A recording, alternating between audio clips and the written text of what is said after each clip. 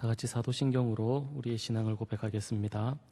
전능하사 천지를 만드신 하나님 아버지를 내가 믿사오며 그 외아들 우리 주 예수 그리스도를 믿사오니 이는 성령으로 잉태하사 동정녀 마리아에게 나시고 본디오 빌라도에게 고난을 받으사 십자가에 못 박혀 죽으시고 장사한 지 사흘 만에 죽은 자 가운데서 다시 살아나시며 하늘에 오르사 전능하신 하나님 우편에 앉아 계시다가 저리로서 산 자와 죽은 자를 심판하러 오시리라.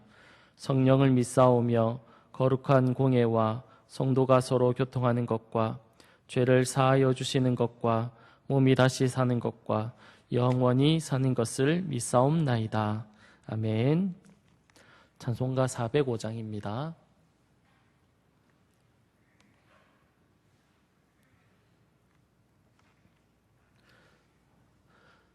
찬송가 405장입니다.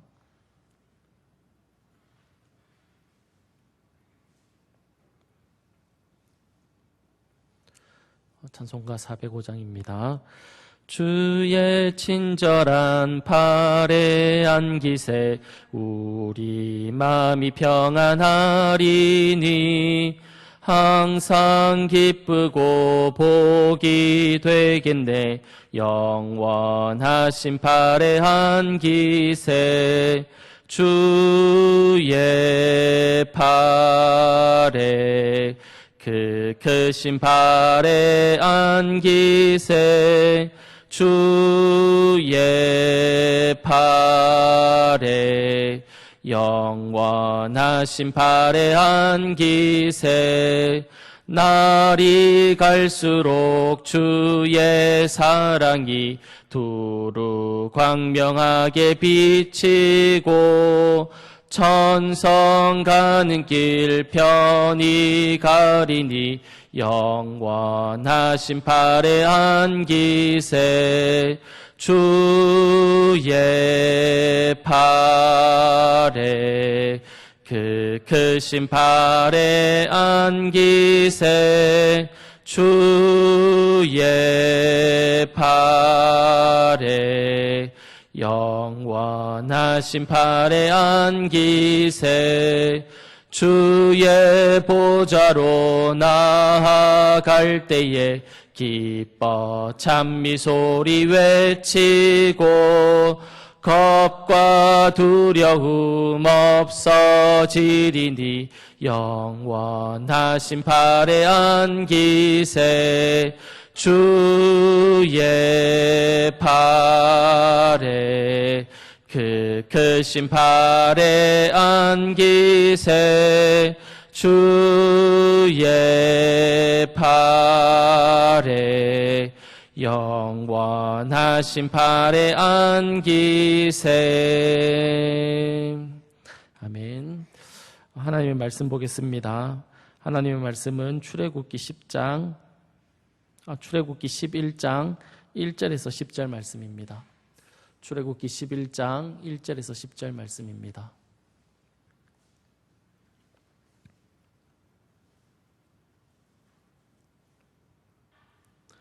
출애굽기 11장 1절에서 10절 말씀입니다. 한 절씩 교독하신 후에 마지막 절은 같이 읽겠습니다. 제가 먼저 읽어드리겠습니다. 여호와께서 모세에게 이르시기를 내가 이제 한 가지 재앙을 바로와 애굽에 내린 후에야 그가 너희를 여기서 내보내리라. 그가 너희를 내보낼 때에는 여기서 반드시 다 쫓아내리니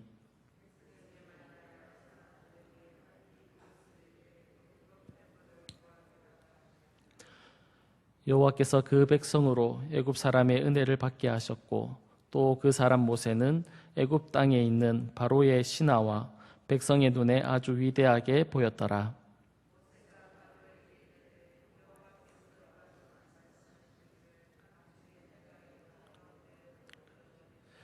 애굽 땅에 있는 모든 처음 난 것은 왕위에 앉아 있는 바로의 장자로부터 맷돌 뒤에 있는 몸종의 장자와 모든 가축의 처음 난 것까지 죽으리니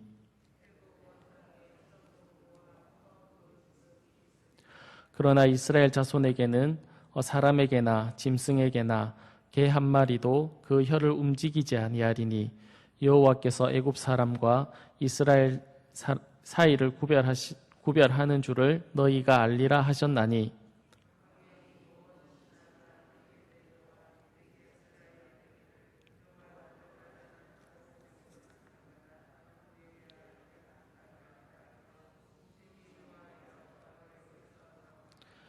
여호와께서 모세에게 이르시기를 바로가 너희의 말을 듣지 아니하리라. 그러므로 내가 애굽 땅에서 나의 기적을 더하리라 하셨고, 같이 읽겠습니다. 모세와 아론이 이 모든 기적을 바로 앞에서 행하였으나 여호와께서 바로의 마음을 완악하게 하셨으므로 그가 이스라엘 자손을 그 나라에서 보내지 아니하였더라. 아멘. 오늘 우리가 읽은 본문의 말씀을 가지고 아주 위대하게 되었더라라는 제목으로 말씀을 나누도록 하겠습니다. 사람은 누구나 인정받고 그리고 또 사랑받고 그렇게 살아가기를 원한다라고 그렇게 생각이 됩니다. 그래서 미국의 심리학자인 메슬로우라는 분은 이런 인간의 욕구에 대해서 7단계로 이야기를 했습니다. 가장 먼저 인간이 가지는 욕구는 생리적 욕구라고 합니다. 그러니까 먹는 것, 입는 것, 자는 것, 이런 의식주를 인간이 가장 먼저 원하게 된다, 그렇게 이야기를 합니다. 이런 첫 번째 욕구가 이제 조금 실현이 되고 나면 두 번째 욕구를 이제 가지게 되는데, 이 두 번째 단계는 무엇이냐면 안전에 대한 욕구라는 겁니다. 그러니까 이제 내 삶이 이제 좀 이렇게 보호받는 그런 것을 원하게 된다고 합니다. 이런 안전의 이제 욕구, 외부로부터 이제 좀 보호받는 이런 이제 욕구가 어느 정도 충족이 되고 나면 세 번째 욕구를 이제 원하게 되는데, 그것이 소속감과 애정을 받기를 원하는 그런 단계에 이르게 된다고 합니다. 의식주가 해결이 되고 내 삶이 위험으로부터 보호받게 되고 그리고 나면 이제는 내가 어디에 소속되고 싶은 그런 욕구가 생기고, 그리고 또 사랑을 주고 사랑을 받기를 원하는 그런 단계에 이르게 된다고 합니다.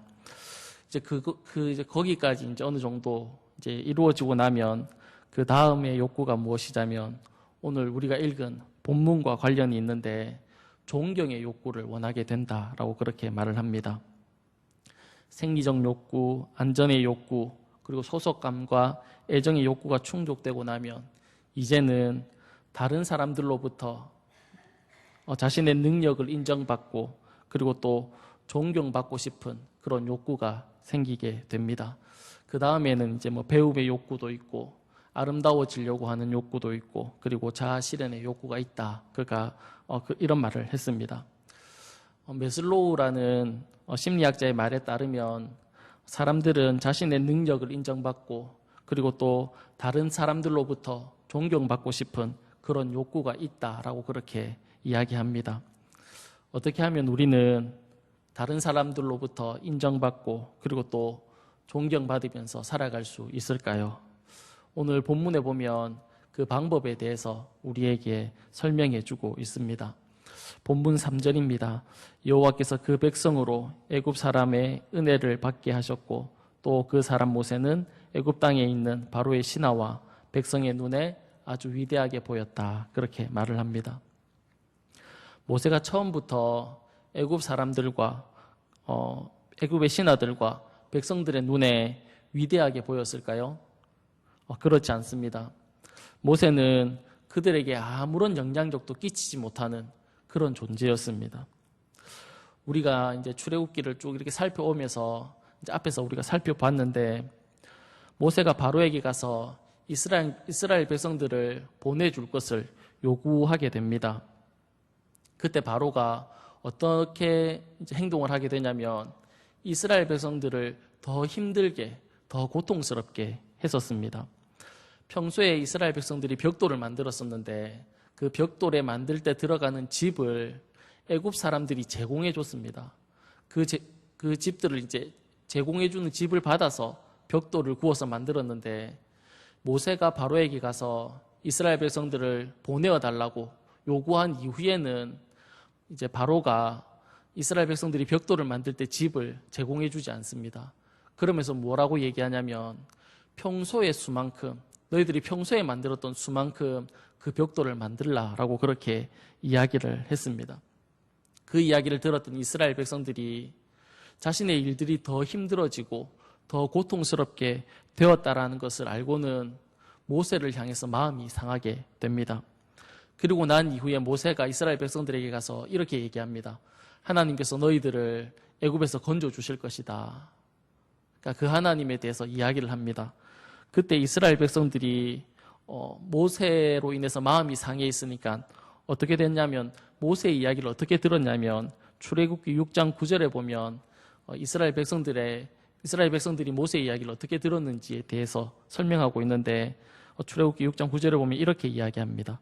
모세가 이와 같이 이스라엘 자손들에게 전하나 그들의 마음의 상함과 가혹한 노동으로 말미암아 모세의 말을 듣지 않았다. 그렇게 기록하고 있습니다. 같은 이스라엘 백성 민족도 모세의 이야기를 듣지 않았습니다. 모세는 처음부터 애굽의 왕도, 그리고 그의 신하들도, 심지어는 같은 민족들도 백성들이 모세를 인정하지 않았습니다. 그런데 오늘 우리가 읽은 본문 3절 후반절에 보면 무엇이라고 말합니까? 이 모세는 애굽 땅에 있는 바로의 신하와 백성들의 눈에 아주 위대하게 보였다라고 그렇게 이야기하고 있습니다. 어떻게 이런 변화가 일어나게 된 것일까요? 그것은 출애굽기 6장부터 10장 사이에 일어난 사건 때문에 그렇습니다. 어떤 사건이 그 사이에 기록되어 있습니까? 하나님이 애굽에 내리는 재앙의 사건들이 이렇게 기록되어 있는데, 이 재앙들을 하나님은 모세를 통해서 이루시고 있다는 것을 우리가 살펴보았습니다. 모세가 나일강이 피가 될 거다라고 얘기하면 나일강이 피가 됩니다. 개구리가 생겨날 거다 얘기하면 온 땅에 개구리가 생겨납니다. 개구리가 사라질 거다 하면 다 사라지게 됩니다. 하나님의 놀라운 역사를 모세를 통해서 하나님께서 이루고 있기 때문에 그 이루는 것을 바로의 신하들이 보고 애굽의 백성들이 보고 나니까 이 모세는 아주 위대한 사람이 될 수 있었던 겁니다. 그러니까 하나님이 함께하는 사람, 그 사람은 세상 사람의 눈으로 볼 때 아주 위대한 사람으로 보일 수 있다라는 겁니다. 창세기에 나오는 이삭의 삶을 이렇게 보면 이삭이 이렇게 거부가 되었을 때가 있습니다. 그때 아비멜렉이 이삭을 찾아와서는 뭐라고 얘기하냐면, 너는 우리보다 크고 강하다. 그러니까 더 잘 되었다라는 얘기죠. 너는 우리보다 크고 강하니까 이제 우리를 떠나가라라고 이야기합니다. 이에 이삭은 그곳을 떠나서 부엘세바라는 곳으로 가서 생활하게 되는데, 얼마 안 있다가 자신 보고 떠나라 했던 아비멜렉이 다시 찾아옵니다. 그리고는 뭐라고 얘기하냐면 우리와 계약을 하자, 그렇게 이야기를 합니다. 이 장면이 소개되고 있는 게 창세기 26장 27절에서 28절에 나옵니다. 거기에 보면 무엇이라고 기록하냐면, 이삭이 그들에게 이르되 너희가 나를 미워하여 나에게 너희를 떠나게 하였거늘 어찌하여 내게 왔느냐. 그들이 이르되 여호와께서 너와 함께 계심을 우리가 분명히 보았으므로 우리의 사이 곧 우리와 너 사이에 맹세하여 너와 계약을 맺고 싶다라고 이렇게 이야기하는 장면이 나옵니다. 이삭을 미워해서 자신을 떠나라고 얘기했습니다. 자신이 살고 있는 지역을 떠나가라고 그렇게 얘기했는데, 이 아비멜렉이 다시 이삭을 찾아와서 계약을 맺자는 겁니다. 왜 그렇게 했을까요? 자신이 이렇게 이삭을 가만히 보니까 하나님이 함께 하시는 사람이거든요. 자신과 무엇이 다른 사람이거든요. 그러니까 다시 이삭을 찾아와서는 우리와 계약을 맺자, 그렇게 이야기했다라고 설명하고 있습니다. 사랑하는 여러분, 하나님이 함께하는 사람은 세상의 눈으로 보면 특별한 사람이 되고, 오늘 본문의 표현을 빌리자면 아주 위대한 사람이 된다라는 것입니다. 그런데 우리가 오해하면 안 되는 것이 무엇이냐면, 위대하게 된다라고 해서 우리가 하는 일들이 다 잘 되고 형통해지고 문제들이 다 해결되고 만사가 다 잘 되는, 형통해지는 그런 것이 아닙니다. 그렇게 될 수도 있지만 꼭 그렇게 되는 것은 아닙니다. 여전히 내 삶이 힘들 수 있습니다. 불편할 수 있고 살아가다가 억울할 수도 있습니다. 그러나 하나님이 그와 함께 하시면 그런 상황 가운데서도 감사할 수 있고 찬양할 수 있다라는 사실입니다. 세상 사람들은 어떨 때 노래가 나오고 어떨 때 감사가 나옵니까? 생각대로 잘 될 때, 일이 잘 풀릴 때, 자신이 생각한 것보다 더 좋은 결과가 있었을 때, 그때 노래가 나오고 그때 감사가 나오는 것이 세상 사람들입니다. 그러나 하나님께서 함께 하시는 사람은 그렇지 못한 상황 가운데서도 놀랍게 찬양이 나오고 감사가 나올 수 있다라는 사실입니다. 이런 모습을 보면 세상 사람들이 놀라게 됩니다. 세상 사람들이 이해할 수 없습니다. 왜냐하면 분명히 원망해야 되고 분명히 억울해해야 되고 분명 고통스러워해야 되고 힘들어해야 되는데 그 상황 가운데서도 하나님을 향해서 노래하고 하나님을 향해서 감사하고 그렇게 살아가는 모습을 보면 세상 사람들이 놀라지 않을 수 없다라는 것입니다.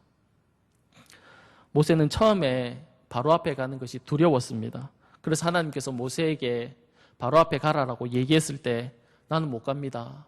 나는 할 수 없습니다. 계속해서 거듭거듭 하나님 앞에 거절하는 모습을 우리가 살펴보았습니다. 그런데 하나님께서 설득하고 또 설득해서 모세를 바로 앞에 세웠습니다. 그런데 오늘 본문 3절에 보면 모세는 그들에게 아주 위대한 사람으로 보이게 되고 나아가서 8절에 보면 모세는 이제 더 이상 바로를 두려워하지 않습니다. 8절에 보면 이렇게 나와 있죠. 왕의 이 모든 신하가 내게 내려와 내게 절하며 이르기를 너와 너를 따르는 온 백성은 나가라고 한 후에야 내가 나가리라 하고 심히 노하여 바로에게서 나왔다라고 그렇게 말씀하고 있습니다. 모세가 바로왕을 어떻게 대하고 있습니까? 처음에는 두려워했습니다. 그러나 지금의 모세의 모습은 바로를 향해서 화를 내는 바로에게 아주 당당한 모습으로 서 있는 것을 우리가 볼 수 있습니다. 예전에는 모세는 세상의 권력과 힘이 두려웠습니다. 그런데 이제는 더 이상 그렇지 않습니다. 왜 그럴까요? 세상의 모든 것이 사람의 어떤 힘이나 권력에 있지 않고 누구에게 있다는 것을 알게 된 겁니까? 하나님에게 있다는 것을 알게 된 겁니다. 10가지의 재앙들, 앞에서 계속해서 하나님께서 허락하시는 그 재앙들을 보면서 사람은 별것이 아니구나. 사람이 가지고 있는 권력은 아무것도 아니구나. 그것을 알게 된 겁니다. 그리고 그 힘과 권력이 하나님에게 속해 있구나 라는 것을 알게 되니까 모세는 더 이상 바로 앞에 두려워하지 않는 모습으로 서 있을 수 있는 겁니다. 세상의 권력이 두렵지 않게 된 것입니다. 사랑하는 여러분, 하나님은 우리를 하나님의 백성으로 부르셨습니다. 부름에 합당하게 살아갈 수 있는 능력도 하나님께서 이미 우리에게 허락해 주셨습니다. 그 능력으로 살아갈 때 우리는 세상에서 아주 위대한 사람으로, 세상 사람들이 볼 때 아주 특별한 사람으로 살아갈 수 있다라는 겁니다. 그런데 문제는 하나님의 백성들이 어떻게 살아가냐면 세상의 방법과 똑같이 살아갑니다. 세상의 방법과 똑같은 방법으로 위대해지려고 하고 세상과 똑같은 방법으로 특별해지려고 합니다. 하나님은 우리가 그렇게 살아가기를 원하지 않습니다. 하나님 앞에 붙들려서 그 하나님의 말씀 앞에 순종함으로 그 하나님을 의지함으로 살아갈 때 우리는 특별해지지 않으려고 해도 특별해집니다. 세상 사람들이 볼 때 어떻게 저래 살아갈 수 있을까? 그렇게 보여지게 된다라는 겁니다. 사랑하는 여러분, 하나님의 말씀에 붙들려 살 때, 그 하나님 안에 살 때, 그 하나님의 말씀 안에 거할 때 우리는 세상 사람들의 눈에 볼 때 아주 위대한 사람, 특별한 사람으로 보여지게 된다라는 겁니다. 사랑하는 여러분, 그 하나님과 함께 동행하는 오늘 하루의 삶이 될 수 있기를 간절히 바랍니다. 우리의 삶 가운데 늘 하나님과 동행함으로 이 세상 사람들이 이해할 수 없는, 이 세상 사람들이 볼 때 아주 특별한 그런 사람으로 살아갈 수 있는 저와 여러분이 다 될 수 있기를 간절히 축복합니다.